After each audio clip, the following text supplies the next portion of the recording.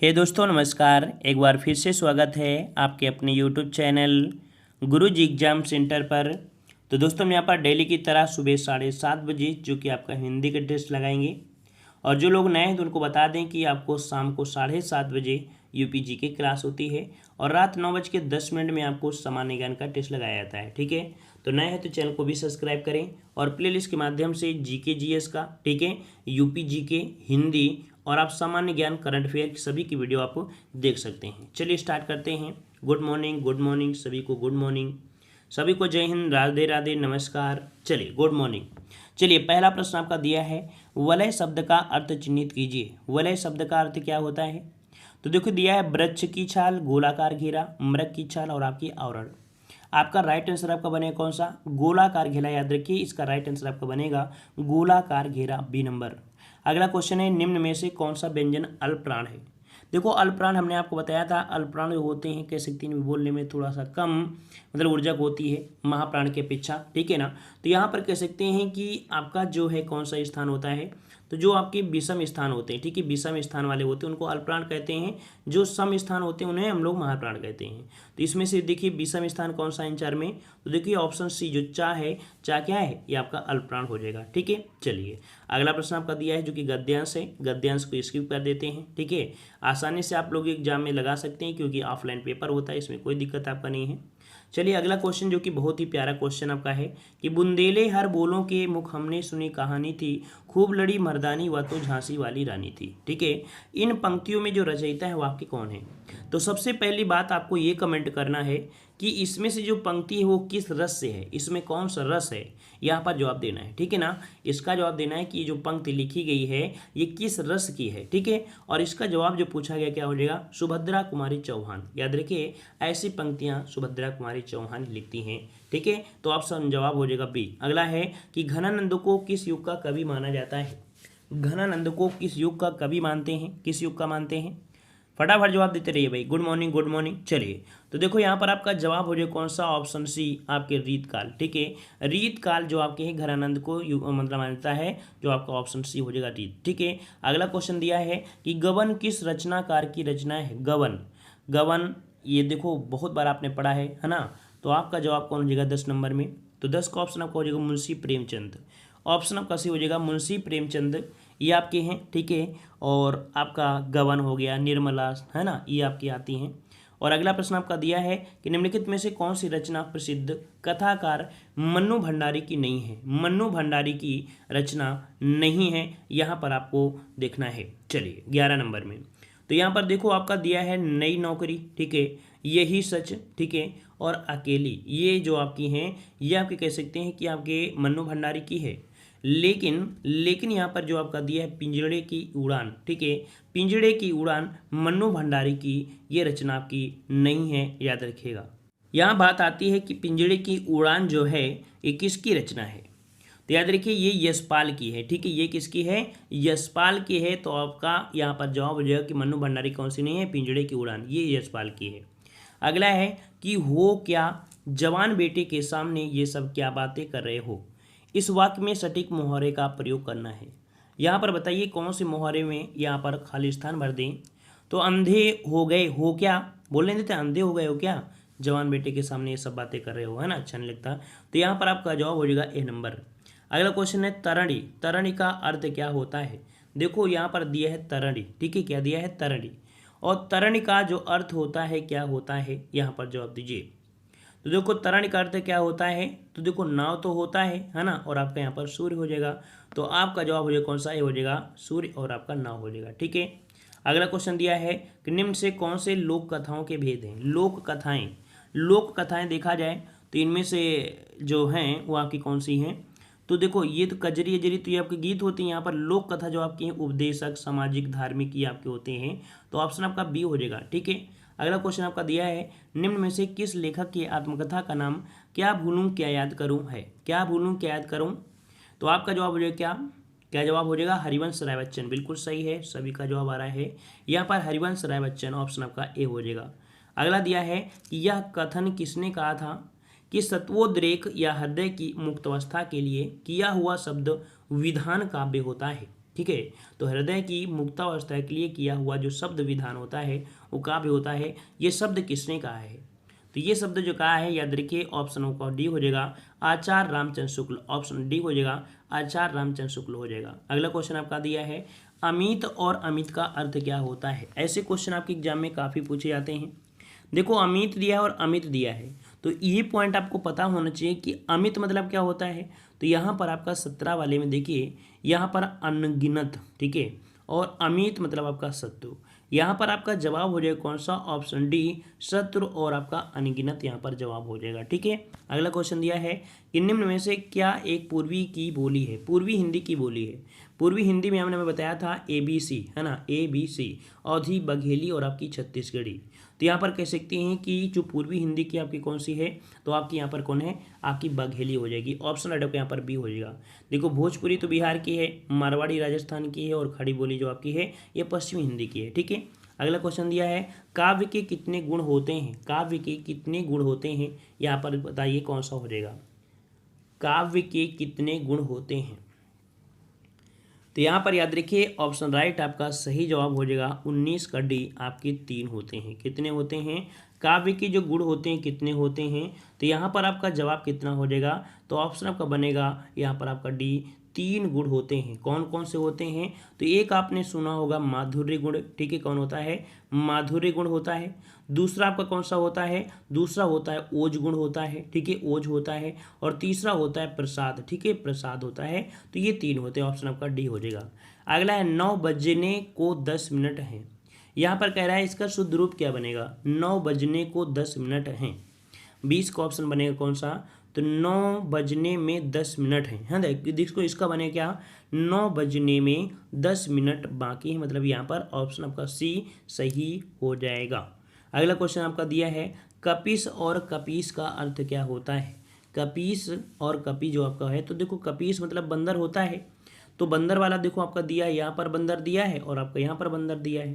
तो इसका मतलब है कि ये दो तो आपको पूर्णतः गलत हो जाएंगे। अब कपिस मतलब क्या होता है? गर्मी होती है या मटमैला होता है? तो देखिए कपिस मतलब होता है मटमैला और कपिस मतलब होता है बंदर। तो आपका जवाब यहाँ पर डी हो जाएगा, मटमैला और बंदर। अगला क्वेश्चन दिया है पेड़ों पर मैना बैठी है।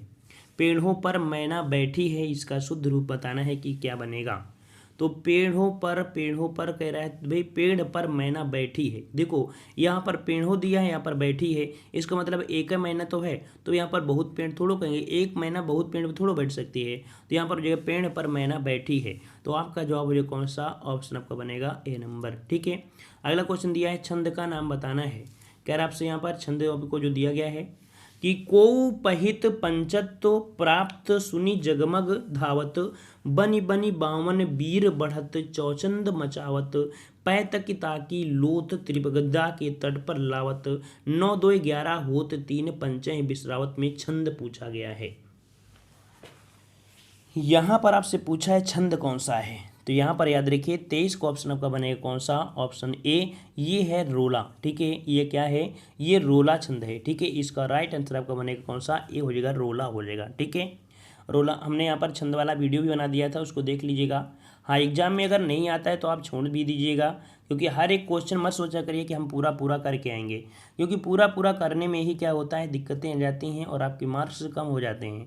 अगर ये सोचो कि नहीं हमको टारगेट तक पहुंचना है तो कुछ ना कुछ प्रश्न आपको छोड़ना पड़ेगा, याद रखिएगा। ठीक है, चलिए देश निकाला का सामसिक विग्रह क्या हो जाएगा? देश निकाला। देश निकाला मतलब देश से निकाला, तो आपका जवाब डी हो जाएगा, देश से निकाला। ऑप्शन आपका डी सही हो जाएगा। ठीक है। अगला क्वेश्चन आपका दिया संक्षिप्तीकरण करते समय। संक्षिप्तीकरण करते समय हमको क्या ध्यान रखना चाहिए?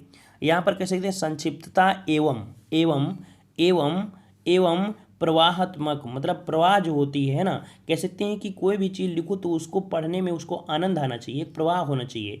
तो वह आपका जवाब हो जाए कौन सा? ऑप्शन ए आपको भर देना चाहिए। ठीक है। अगला दिया है राष्ट्रभाषा किसका प्रतिनिधित्व करती है? राष्ट्रभाषा। राष्ट्रभाषा पूछा, देखो राजभाषा नहीं है, राष्ट्रभाषा दिया है ना। और राष्ट्रभाषा क्या होती है? जो संपूर्ण राष्ट्र का प्रतिनिधित्व करती है। ठीक है, राष्ट्रभाषा संपूर्ण राष्ट्र का प्रतिनिधित्व करती है। ठीक है, तो आपका जवाब हो जाएगा कौन सा? सी हो जाएगा, चाहे वो मानव हो चाहे कुछ भी हो, सब कुछ। ठीक है, ऑप्शन सी हो जाएगा।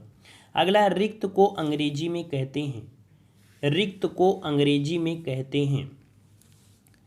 यहाँ पर आपका जवाब हो जाएगा ऑप्शन राइट 27 का बनेगा डी। इसे बोलते हैं वैकेंसी। क्या बोलते हैं ना, वैकेंसी खाली है, तो ऑप्शन आपका हो जाएगा डी। अगला क्वेश्चन दिया है, सारी पृथ्वी के राजा को कहते हैं? सारी पृथ्वी के राजा को कहते हैं? 28 का ऑप्शन आपका बनेगा चक्रवर्ती। क्या बोला जाता है? चक्रवर्ती। बोला ना आपने, सुना होगा चक्रवर्ती राजा, मतलब उनका यश जो था चारों तरफ फैला हुआ था, है ना। तो सारी पृथ्वी के राजा को क्या कहते हैं? चक्रवर्ती बोलते हैं। ठीक है, चलिए अगला प्रश्न आपका प्रश्न दिया है, सर्प का पर्यायवाची। सर्प का पर्यायवाची, तो यहाँ पर आपका जवाब हो जाए कौन सा? तो भुजंग, है ना। क्या क्या होता है? देखो सांप भी होता है ना। क्या होता है? सांप भी होता है, नाग भी होता है, उरग भी होता है, उरग भी होता है, विषधर भी होता है, विषधर भी होता है, भुजंग भी होता है, बहुत होते हैं और ये पूछा भी जा रहा है ना। तो ऑप्शन आपका हो जाएगा ए, हो जाएगा भुजंग। अगला क्वेश्चन है, आईना को खड़ी बोली में क्या कहते हैं? आईना को खड़ी बोली में क्या कहते हैं? यहाँ पर आपका जवाब देना है। चलिए, तो आईना मतलब क्या होता है? शीशा, है ना। और आपका दर्पण तो होईगा, तो आपका जवाब हो जाएगा बी, शीशा और दर्पण। ठीक है, शीशा और दर्पण आपका हो जाएगा। अगला प्रश्न आपका दिया है कि औचट को खड़ी बोली में क्या कहते हैं? औचट को खड़ी बोली में क्या कहते हैं? 31 नंबर बताइए। यहाँ पर आपका जवाब सही हो जाएगा ऑप्शन राइट। यहाँ पर आपका बनेगा डी, आवश्यकता से ज़्यादा। याद रखिए, औचट को बोलते हैं आवश्यकता से आधा, ऑप्शन डी हो जाएगा, सॉरी आवश्यकता से ज़्यादा। ठीक है, डी हो जाएगा। अगला दिया है, वह देर में सोकर उठता है। उपयुक्त वाक्य का शुद्ध रूप क्या होगा? वह देर में सोकर उठता है। देर में, देखो देर में दिया है ना, मतलब इसे शुद्ध रूप के अगर बोलेंगे तो हम लोग कह सकते हैं कि वह देर से सोकर उठता है ना। तो वह देर से सोता नहीं, तो देर से सोकर उठता है, ऑप्शन सी आपका हो जाएगा सही। अगला है, बच्चे बूढ़े किस शब्द युग्म के अंतर्गत आते हैं? बच्चे, बूढ़े, यहाँ पर शब्द युग्म दिया है। सार्थक, निरर्थक, विलोम युग्म, पर्याय, या कह सकते हैं निरर्थक और आपका निरर्थक युग्म। यहाँ पर 33 का ऑप्शन आपका बने कौन सा? तो ये आपका है बच्चे और बच्चा है, तो बूढ़ा हो जाएगा, एक दूसरे क्या है? विलोम है ना। बच्चे का बूढ़ा, विलोम आपका हो जाएगा बी नंबर। अगला, रस का नाम बताना है। करविंद के वासी, उदासी, तपो वृद्धारी, महाबिनुनारी, दुखारे, गोमती तारी, तुलसी सो कथा सुनते, मुनि वृंद सुखारे, हैं शिला सबचंद मुखी पर के, पद मुंजलो कंज तिहारे। यहाँ पर कह सकते हैं जो आपका रस है वो आपका कौन सा है? हाई स्कूल में आपका आया था, या हाई स्कूल के एग्जाम में भी आया था 2009 में। ठीक है, 2009 के हाई स्कूल के एग्जाम में आया था हास्य रस है। ठीक है, ऑप्शन आपको यहाँ पर ए सही हो जाएगा। अगला प्रश्न आपका दिया है, यहाँ पर रस पूछा है, जथा पंख बिनु खग अति दीना, मन बिनु फल करीबन कर हीना। यहाँ पर पूछा है कि जो आपका रस है वो आपका कौन सा है 35 वाले में? तो यहाँ पर आपका है करुण रस। यहाँ पर क्या है? तो करुण रस है, इसका ऑप्शन आपका कौन सा हो जाएगा? यहाँ पर डी हो जाएगा, करुण रस हो जाएगा। ठीक है, मणि बिनु फन परिवय, मतलब बिना मणि के जो सांप होता है, तो मतलब जब बिना मणि के फन है तो क्या किस काम के? तो वही आपका हो जाएगा करुण रस। अगला है, कर का अर्थ क्या होता है? कर का अर्थ क्या होता है? कर का अर्थ क्या होता है? कर मतलब क्या होता है? टैक्स भी होता है, कर मतलब किरण भी होता है, और कर मतलब हाथ भी होता है। याद रखिए, इसका ऑप्शन आपका बने कौन सा? यहाँ पर डी हो जाएगा, हाथ, किरण और आपका टैक्स। अगला क्वेश्चन दिया है, आदि का अर्थ क्या है? आदि का अर्थ पूछा है, और आदि का अर्थ क्या होता है? तो देखो आदि मतलब क्या होता है? स्टार्टिंग, है ना। यहाँ पर आपका हो जाएगा कौन सा? प्रथम हो जाएगा। ठीक है, अब बोलो कि इत्यादि वो वाला आपका हो गया अलग होता है। यहाँ पर आदि जो होता है वो आप मतलब आपका प्रथम हो जाएगा। ठीक है, चलिए अगला क्वेश्चन आपसे पूछा है, आदि और अंत किस शब्द युग्म के अंतर्गत है? तो देखो अब आपको पता चल गया कि अंत है तो उसका विलोम क्या होगा? आदि मतलब पहले, है ना। तो आपका स्टार्टिंग और अंत, तो यहाँ पर कह सकते हैं ये दूसरे क्या है? एक दूसरे के, तो आपके विलोम युग्म है। तो ऑप्शन आपका बी हो जाएगा। अगला प्रश्न आपका दिया है कि राजभाषा उस भाषा को कहते हैं जिस भाषा के द्वारा। तो यहाँ पर देखो ज़्यादा से ज़्यादा फोकस किया गया है आपके एग्जामों में कि थ्योरी को यहाँ पर क्वेश्चन बनाने का प्रयास किया है। थ्योरी है, थ्योरी को क्वेश्चन बनाने का प्रयास किया है। देखो राजभाषा क्या होती है? राजभाषा क्या होती है अगर आप जानते हैं तो समझ सकते हैं, जो प्रशासनिक कार्य में होते हैं, जो भी किसी भी राज्य के प्रशासनिक कार्यों में प्रयोग किया जाता है, संपन्न की जाती है, वहाँ पर राजभाषा होती है। तो आपका जवाब ए सही हो जाएगा। ठीक है, अगला क्वेश्चन आपसे पूछा गया है कि 4 मासों का समूह मास, 4 मासों का समूह, मतलब यहाँ पर 4 मास, मतलब समझ रहे हो ना, जैसे अब ऋतुएं होती हैं तो 4 माह में होते हैं ना 4 मास। तो यहाँ पर जवाब क्या हो जाएगा आपका चौमासा बोलते हैं। क्या बोलते हैं? चौमासा। मतलब यहाँ पर जो समास है वो आपका कौन है? तो द्विगु समास हो जाएगा, संख्यावाची। ठीक है, द्विगु समास संख्यावाची। अगला 4 पैरों वाला को क्या कहते हैं? 4 पैरों वाला, भाई 4 पैर हैं और 4 पैर हैं तो आप क्या कहोगे? चतुष्पद ही तो बोलोगे, यही तो बोलोगे ना, चतुष्पद। ऑप्शन आपका हो जाएगा कौन सा? सी हो जाएगा। अगला है चिरंतन का विलोम क्या होता है? चिरंतन का विलोम क्या हो जाएगा? चिरंतन का विलोम होता है क्या? नश्वर, है ना। चिरंतन का विलोम क्या होता है? नश्वर होता है, आपने बहुत बार पढ़ा होगा। अगला है वाक्य का नाम बताना है। रमेश ने बताया कि वह घर जा रहा है। देखो यहाँ पर एक शब्द दिया गया है कि, और की से ही पहचान आपको पता चल गया होगा कि ये आपका मिश्रित वाक्य है। और मिश्रित वाक्य बताया था, जैसे आपका की हो गया, साथ में ज्यों शब्द आपका होता है ना, और यद्यप तद्यप, ये आपके इसमें आते हैं। आपके ऑप्शन बी हो जाएगा। ठीक है, मतलब एक जो आपका सेंटेंस होता है दूसरे पर निर्भर होता है। अगला है तुम इस वाक्य को सरल करना है। देखो यहाँ पर जो दिया गया है, ये जो आपका दिया है कैसा वाक्य है? तो देखिए यहाँ पर आपको जो दिया था मिश्रित वाक्य था, है ना, लेकिन जब और शब्द होता है वहाँ पर संयुक्त होता है। ठीक है, इसका मतलब ये आपका संयुक्त वाक्य है और इसको बनाना है सरल। बना डालिए, जल्दी से सरल कर दीजिए। कह रहा है, तो देखो यहाँ पर ज्यों ही, तो ज्यों तो होगा नहीं, तो यहाँ पर वैसे भी नहीं है। तुम्हारे बाहर जाते ही वह रोने लगा, तुम्हारे बाहर जाते ही वह रोने लगा। तो देखिए सी और डी वाले में कौन दोनों में सही लग रहा है? अच्छा, तो देखो ऑप्शन सी आपका यहाँ पर सही हो जाएगा। ठीक है, चलिए अगला क्वेश्चन आपका दिया है, इस वाक्य को संयुक्त वाक्य में बदलिए। आप देखो दिया है संयुक्त वाक्य में, चलिए बदलिए संयुक्त वाक्य में। किंतु परंतु, क्या होता है? किंतु परंतु। ठीक है, तो यहाँ पर कह सकते हैं आपका जवाब हो जाएगा आपका ए नंबर। आपका परंतु जो आपका है, कठोर बनो परंतु सहृदय बनो। ठीक है, मतलब इतना भी पत्थर जैसे ना बन जाओ। तो ऑप्शन आपका हो जाएगा ए नंबर। अगला क्वेश्चन आपका दिया गया है, अलंकार का नाम बताना है। अलंकार का नाम बताना है। कह रहे हनुमान की पूंछ में लगन न पाई आग, लंका सिगरी जल गई, गए निशाचर भाग। मतलब यहाँ पे विवाद जो की गई वो कहीं ना कहीं कैसी, तो आपकी बढ़ा चढ़ा कर बात की गई है, बढ़ा चढ़ा कर बात की गई है। और जहाँ पर बढ़ा चढ़ा कर बात होती है वहाँ पर आपकी होती है असंयुक्त अलंकार होती है, कि मतलब पूंछ में अभी आग लगी नहीं है और लंका सारी जल गई। ऐसा तो होता नहीं है ना, ऐसा हुआ है। कह रहा है अलंकार का नाम बताता है। कह रहा है आपसे प्रिय प्रवास की बात चलत ही, सूखी गया ती कोमल गात। यहाँ पर पूछा अलंकार क्या है? प्रिय प्रवास की बात चलत ही, सूखी गया ती कोमल गात में अलंकार।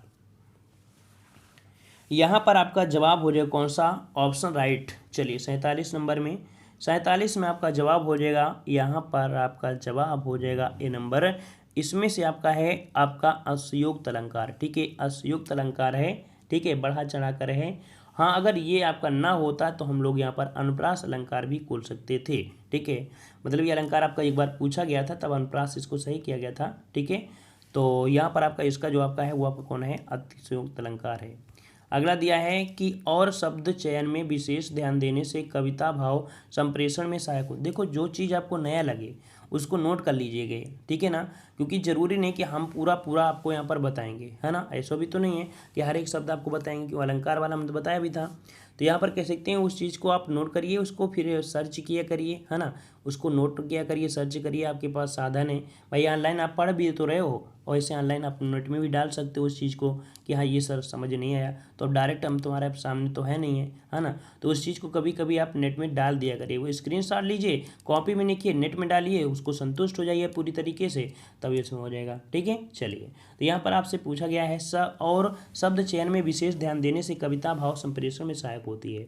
यहाँ पर हमको कौन सा ऑप्शन भर दें कि ये सेंटेंस आपका पूरा हो जाए? देखो यहाँ पर होता है अलंकारों के सार्थक प्रयोग। ठीक है, अलंकारों के सार्थक प्रयोग और शब्द चयन में विशेष ध्यान देने से कविता भाव संप्रेषण में सहायक होती है। संप्रेषण होता है आदान प्रदान करना, तो ऑप्शन आपका बी हो जाएगा। अगला दिया है रस ब्रह्मा है। रस ब्रह्मा है मतलब आनंद का है या विचार का है? तो वह रस आता है तो आनंद ही तो आएगा ना। रस आनंद रूप स्वरूप का एक ब्रह्मा है, तो ऑप्शन आपका यहाँ पर सी हो जाएगा। अगला दिया है भाव दशा के कारण वचन में आए परिवर्तन को क्या कहते हैं? भाव दशा के कारण वचन में आए परिवर्तन को क्या कहते हैं? 50 नंबर। तो 50 का हो जाएगा वाचिक अनुभाव। क्या होता है? वाचिक अनुभाव होता है, ऑप्शन बी सही हो जाएगा। अगला है कि काव्य कामक कविता या पद्य साहित्य की वह विधा है जिसमें किसी कहानी या मनोभाव को से किसी भाषा द्वारा अभिव्यक्त किया जा सकता है। चलिए इसमें से ऑप्शन कौन सा भर दें, यहाँ पर ऑप्शन कौन सा भर दें, तो आपका जवाब हो जाएगा यहाँ पर ए नंबर, कलात्मक स्वरूप। याद रखिए कि मनोभाव को कलात्मक रूप से किसी भाषा के द्वारा अभिव्यक्त किया जाता है। ठीक है, यहाँ पर जवाब जो हो जाएगा ए नंबर आपका भरा जाएगा। ठीक है, अगला दिया है पल्लवन में सूत्र वाक्य विचार या भाव को। देखो हमने पल्लवन वाला हमने बता दिया था, बहुत क्वेश्चन कराए थे आपको पल्लवन से, है ना। ये सब पत्र लेखन में हम करा दिया है। ठीक है, नहीं देखें तो आप नीचे जाइए, प्लेलिस्ट मिल जाएगा। तो यहाँ पर पल्लवन जो आपका होता है उसमें विचार या भाव को जो व्यक्त होता है, इसमें से एक चीज होती है, ये पॉइंट जो आपका होता है क्या कि मात्र विस्तार दिया जाता है। ठीक है, क्या होता है, विचार या भाव को मात्र विस्तार दिया जाता है। तो ऑप्शन आपका हो जाएगा यहाँ पर बी नंबर। ठीक है, अगला क्वेश्चन दिया गया है कि ज्ञान की किसी विशेष विधा मतलब कार्य क्षेत्र में प्रयोग किए जाने वाले शब्दों को क्या कहते हैं। ज्ञान की किसी विशेष विधा में प्रयोग किए जाने वाले शब्दों को जो कहते हैं वो क्या कहते हैं। तो आपका जवाब हो जाएगा पारिभाषिक शब्दावली। बोलते हैं ना कि इस शब्द का पारिभाषिक मतलब पूरी तरीके से, तो यहाँ पर आपका जवाब हो जाएगा पारिभाषिक शब्दावली कहते हैं। ज्ञान की किसी विशेष विधा मतलब कार्य क्षेत्र में पारिभाषिक शब्दावली होती है, ऑप्शन बी हो जाएगा। अगला दिया चमत्कार की क्षमता रखने वाले एक ही श्लोक को कहते हैं। याद रखिए चमत्कार की क्षमता रखने वाले एक ही श्लोक को क्या कहते हैं, इसे कहते हैं मुक्तक। ठीक है, क्या बोलते हैं, मुक्तक छंद कहते हैं। यहाँ पर आपका जवाब हो जाए कौन सा, ए। चमत्कार की क्षमता रखने वाले एक ही श्लोक को मुक्तक कहते हैं, ऑप्शन आपका यहाँ पर ए हो जाएगा। अगला है खंड काव्य में मुख्य चरित्र की किसी एक प्रमुख विशेषता का चित्रण करना है। देखो हम जो पढ़ा रहे हैं यही वास्तविक है। ठीक है, नहीं चाहते तो हम भी कोई सरल प्रैक्टिस सेट आपको करा देते, लेकिन आप पेपर उठाकर देखिए, पुराना वाला जो पेपर आपका आया था, है ना, उसको एक बार सॉल्व करके देखिए। भाई साहब आप उसमें से जब कहोगे ना तो कहोगे पता नहीं किस प्रकार का पेपर आता है। जो हम आपको करा रहे हैं यही आता ही है, हम क्या करें तो करें।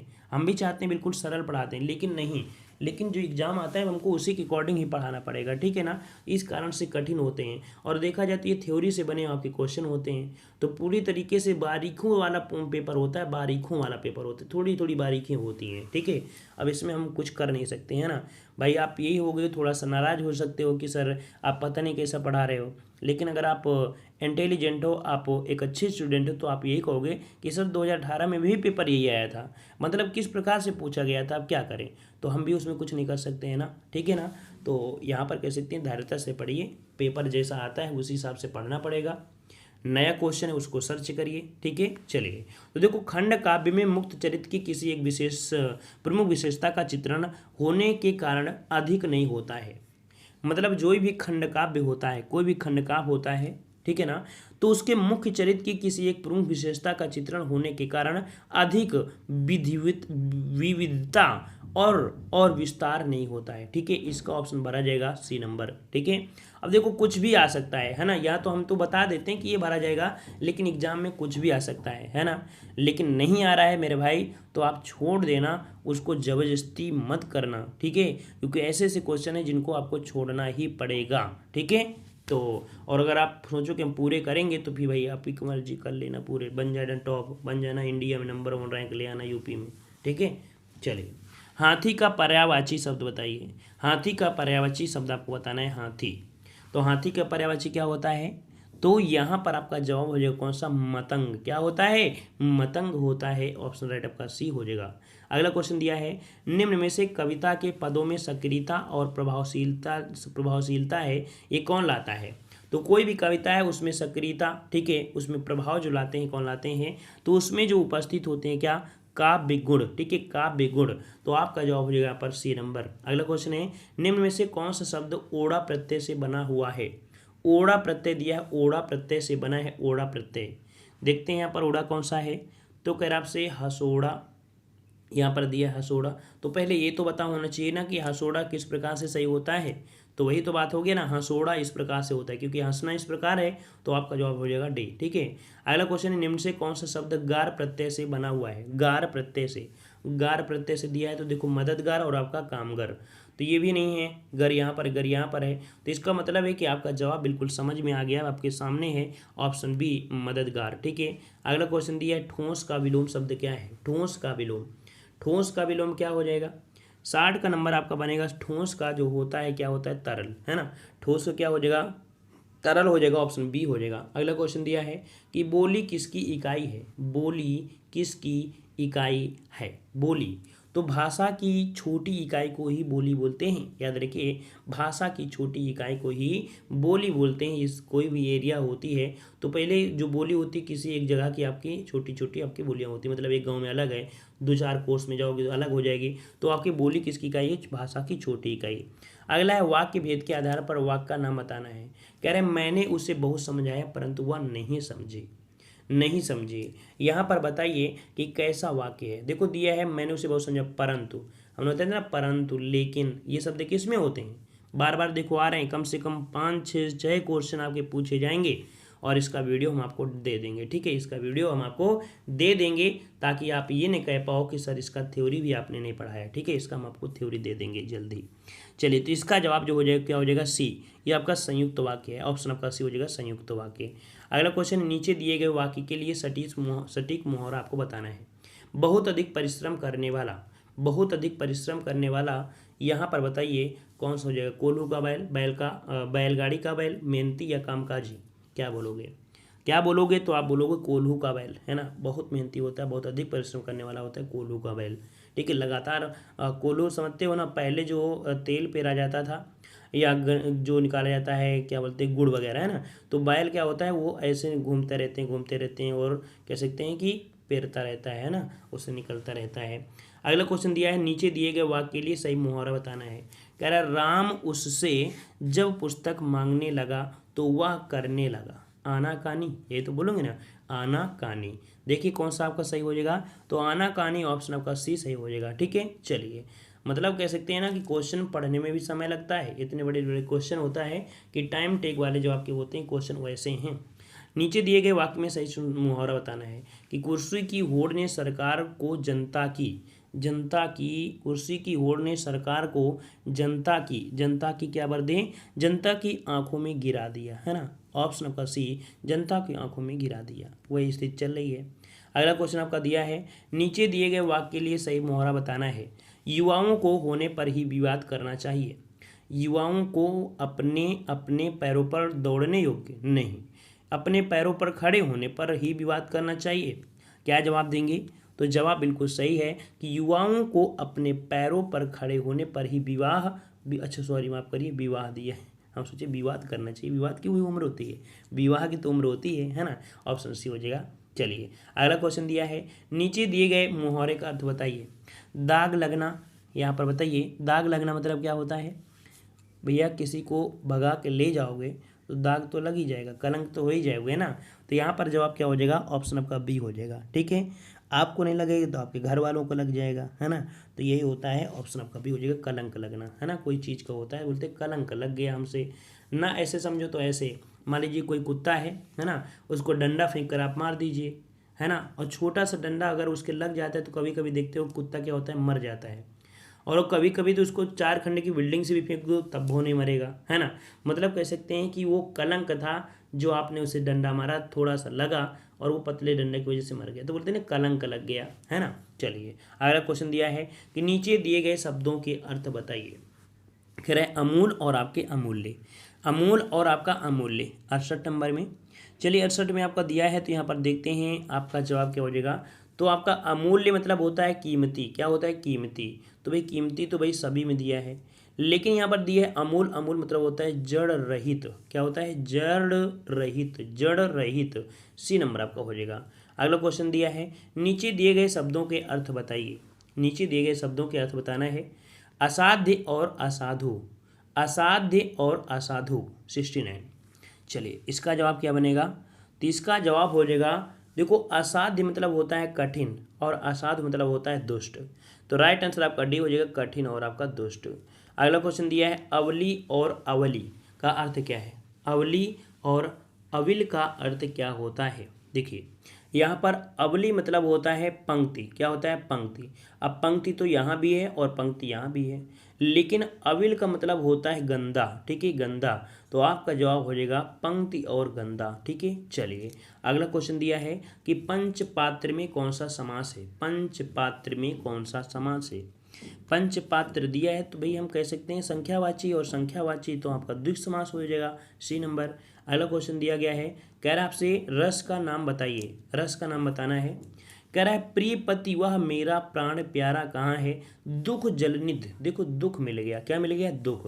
और दुख जो मिला है जब क्या हो गया है, वो अलग हुआ होगा कहीं ना कहीं, ठीक है। तो आपका जवाब कौन सा हो जाएगा, करुण रस हो जाएगा, ऑप्शन डी हो जाएगा। अगला दिया है छंद शब्द का मुख्य अर्थ बंधन है। आदि नियमों पर आधारित काव्य रचना को छंद कहा जाता है।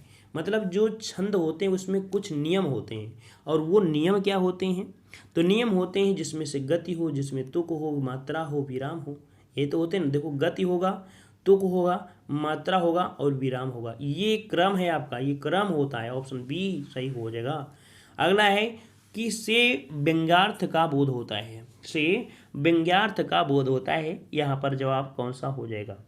यहाँ पर याद रखिए से व्यंग्यार्थ का बोध होता है व्यंजना शब्द शक्ति, ठीक है, व्यंजना शब्द शक्ति से व्यंग्यार्थ का बोध होता है, ऑप्शन सी हो जाएगा। अगला क्वेश्चन दिया है हिंदी के शब्दों का लिंग निर्धारण किसके आधार पर होता है। हिंदी के शब्दों का लिंग निर्धारण जो होता है किससे होता है। तो यहाँ पर याद रखिए हम आपके सामने लिख रहे हैं लड़का, ठीक है, लड़का है ना, लड़का है और लड़का को हमने लड़की कर दिया, तो लड़का क्या है, संज्ञा ही है कि नहीं है, तो जवाब हो जाएगा बी संज्ञा के आधार पर। अगला क्वेश्चन दिया है व्युत्पत्ति के आधार पर संज्ञा के कितने भेद होते हैं। व्युत्पत्ति के आधार पर संज्ञा के जो भेद होते हैं वो आपके 3 होते हैं। वैसे भी हमने आपको बताया भी था संज्ञा के वैसे जो आपके होते हैं 3 ही भेद मानते हैं ना, लेकिन फिर भी लोग मान लेते हैं 5, है ना। तो आपके व्युत्पत्ति के आधार के 3 हो जाते हैं। अगला है कि घा का उच्चारण स्थान कौन सा है। घा का उच्चारण स्थान, घा का उच्चारण स्थान, देखो घा का उच्चारण स्थान क्या होता है, तो कंठ होता है, क्या होता है, कंठ होता है, ऑप्शन बी हो जाएगा। अगला क्वेश्चन दिया है कि छह वर्ण किसके योग से बना है। छह वर्ण किसके योग से बना हुआ है। चलिए देखो छह बनता किससे है, यहाँ पर का धन सा से, है ना, का धन सा से, और का जो होता है उसमें आधा होता है, मतलब जो का ही होता है वही आपका आधा बनता है, याद रखिएगा, ठीक है। चलिए अगला क्वेश्चन दिया गया है, कह रहा है आपसे क्वेश्चन दिया है, कह रहा है राजा नगर में आए अर्थ के अनुसार यह वाक्य निम्नलिखित में से किस प्रकार के अंतर्गत आपका है। राजा नगर में आए, तो यहाँ पर कह सकते हैं कि संदेश सूचक है, विधानार्थक है, संकेत है या इच्छाबोधक है। यहाँ पर सही कौन हो जाएगा, तो ये संदेश यहाँ पर आपका है राजा नगर में आए, ठीक है, संदेश सूचक हो जाएगा, ठीक है, ऑप्शन आपका बनेगा ए नंबर। अगला क्वेश्चन आपका दिया है निम्नलिखित वाक्य में से एक विराम चिन्ह का लोप है, वह विराम चिन्ह आपको बताना है। कह रहा आपसे आप एक ऐसे मनुष्य की खोज कराइए जिसने कभी दुख का नाम ना सुना हो, ठीक है। यहाँ पर देखिए कि कौन सा यहाँ पर आपका चिन्ह है, ठीक है। तो देखिए यहाँ पर आपका दिया गया है, देखो इसके बीच में ये पॉइंट, ठीक है, ये पॉइंट आपका दिया गया है, ठीक है ना। तो यहाँ पर अगर तुम सोचो कि इसको और इसको कहोगे तो भाई वो तो ऑप्शन में नहीं दिया गया है ना। तो यहाँ पर हम लोग कह सकते हैं कि यहाँ पर आपका जो है ये आपका अल्प विराम है, क्या है आपका अल्प विराम है, ठीक है। अल्प विराम बताना, अर्ध विराम मत बताना। अगर अर्ध को बोलते हो तो यहाँ पर बिंदी एक छोटी सी लग जाती है ना, इसलिए ऑप्शन आपका हो जाएगा अल्प विराम हो जाएगा। तो ये रहे आपके यहाँ पर हिंदी के 80 प्रश्न।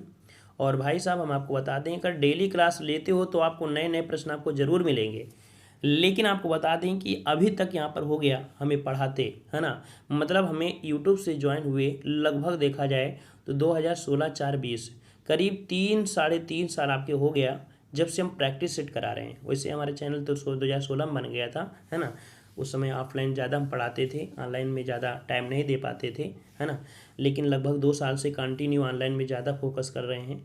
तो इस समय आप देख रहे हैं कि अभी तक जितने भी आपके प्रैक्टिस सेट हैं, जितने भी पेपर हुए हैं, उनमें से सबसे कठिन जो आपका है, कठिन है वो फॉरेस्ट गार्ड का ही पेपर है, आपको बता दें, ठीक है। इतने हमने पेपर सॉल्व करवा दिया है, कम से कम आपको पता ही है कि हमारा दूसरा चैनल देव जी के ट्रिक, है ना, वहाँ 700 प्रैक्टिस सेट लगभग होने वाले हैं। और इसके साथ साथ हमने कितनी वैकेंसियाँ निकलवाई, कितने लोगों का सिलेक्शन भी हुआ, ठीक है ना, मतलब हद से ज़्यादा प्रैक्टिस सेट सॉल्व कराया। लेकिन फॉरेस्ट गार्ड का जो प्रैक्टिस सेट है कहीं ना कहीं सबसे ज़्यादा दमदार है, सबसे ज़्यादा इनमें से दमदार यही पड़ता है, ठीक है। तो भाई आपको मेहनत करनी पड़ेगी, ठीक है ना, सरल अरल से कुछ होगा नहीं कि आप सरल पढ़ लो और काम चल जाए, ठीक है।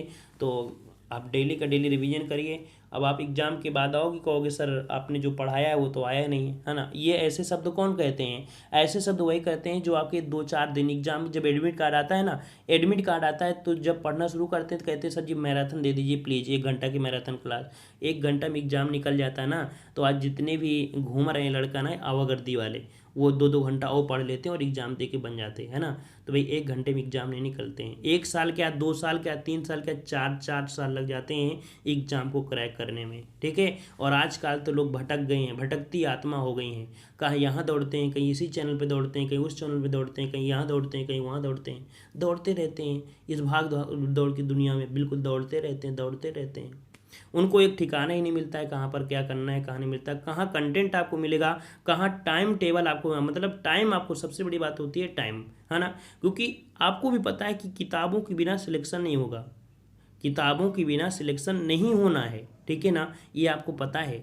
लेकिन फिर भी आप प्रैक्टिस लगा लिए हो, लगाने के बाद भी आपको जो चीज़ आ रही है वही चीज़ देखने चले जाओगे। मान लो अगर हमारे चैनल पे चल रही है क्या, रीजनिंग, मान लो हमारे चैनल पे क्या चल रही है, कठिन वाले क्वेश्चन, तो कहोगे अरे यार एक छोड़ो, मज़ा नहीं आ रहा है ना, ये कहोगे ना मज़ा नहीं आ रहा है, आप तुरंत भाग जाओगे दूसरे चैनल में जहाँ पढ़ा रहे होंगे का खा गा घा अंगा, है ना, वहाँ भाग जाओगे। तो भाई अपने आप को बदलो। अगर आप अपने आप को कुछ करना चाहते हो लाइफ में, तो अभी आपको बता दें, अगर कुछ भी करना चाहते हो तो अपने आप की सोच को बदल लीजिए। प्रैक्टिस सेट लगा रहे हो, हमें नहीं लगता है कि जिस प्रकार से हम आपको कम समय में इतने क्वेश्चन सॉल्व करा देते हैं, कोई आपको सॉल्व नहीं करा रहा होगा। और आपको जब सॉल्व करते हो तो आपको पता चल जाता है नहीं कैसा प्रश्न हमें दिक्कत किया है, तो उसे नेट में सर्च करिए, उसको कॉपी में नोट करिए, ठीक है, किताबों में ढूंढिए, छानबीन कर लीजिए, नोट्स बनाइए, तभी आपको सिलेक्शन होगा। और ये सोचो कि नहीं हम चारों तरफ पढ़ते रहें, तो आपकी मर्जी, पढ़ते रहो, क्या है ना। हम तो पढ़ा ही रहे हैं, और भी आप भी पढ़ रहे हो, ठीक है। आप भी दुख भूल जाते हो, पेपर के 10 दिन बाद आप भी दुख भूल जाओगे, कैसा पेपर रहा कैसा नहीं रहा है, ठीक है। तो चलिए आपकी अगली क्लास से 10 बजे है, जो कि आपके रीजनिंग की क्लास है। रीजनिंग वाले सर से आप पढ़िएगा, ठीक है। और कमेंट बॉक्स में कमेंट जरूर कर दिएगा, रीजनिंग वाले में भी कमेंट कर दीजिएगा। अगर आपको पसंद आता है तो कमेंट जरूर करिएगा, ठीक है। जैसा भी हो आप रिजल्ट बताया करिए, क्लास के बाद में रिजल्ट जरूर बताया करिए। उससे क्या होता है, टीचर को उसकी जो पढ़ाए होते हैं तो उसको उनको अच्छा भी लगता है कि आपने अगर अच्छा पढ़ाया है तो अच्छा हो जाएगा। अगर अच्छा नहीं लगा है तो कारण क्या है, उस कारण को बताएंगे तो हम उस पर सुधार भी कर सकते हैं। ये सब आपके होते हैं। देखो हमेशा हम नहीं बोलते हैं, आज की इस वीडियो में इतना हमने बोल दिया है, वैसे इतना बोलते नहीं, आपको पता है, ठीक है ना। तो चलिए मिलते हैं हम लोग अगले वीडियो में, ठीक है। धन्यवाद सभी को, राधे राधे, सभी को राधे राधे, ठीक है, धन्यवाद।